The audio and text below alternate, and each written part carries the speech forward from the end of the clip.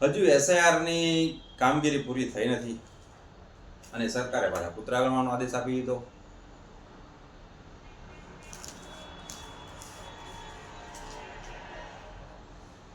બાળકો ઘડિયા પાકા નહીં કરશે તો ચાલશે, પણ કૂતરાઓ પાડો દોડો, આવું ટીડીઓ કહે છે.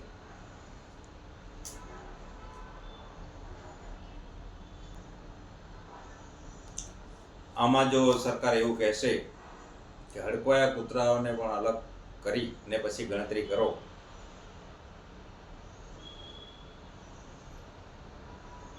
આ સવાલ જાગ્યો છે સરકારી શાળાના શિક્ષકોને, અમે કઈ રીતે અલગ તારી અને કૂતરાઓની ગણતરી કરીશું.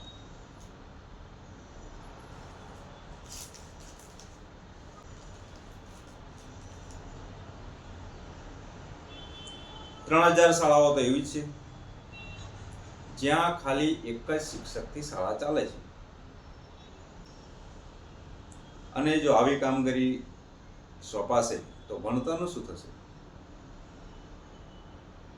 બાળકોનું ભાવિ શું?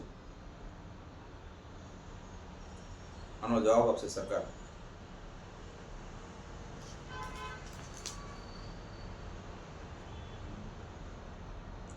લાગી રહ્યું છે કે ટીડીઓ સાહેબને જ હડકોયું કૂતરું કરડ્યું છે નાનપણમાં, એનો હડકો આજે ઉત્પન્ન થઈ રહ્યો હોય એવું લાગી રહ્યું.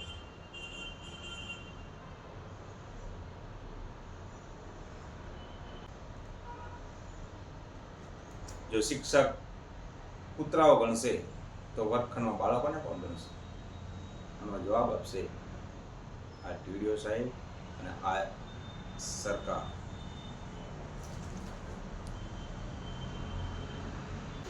જય હિન્દ, વંદે માતરમ, ભારત માતા કી જય.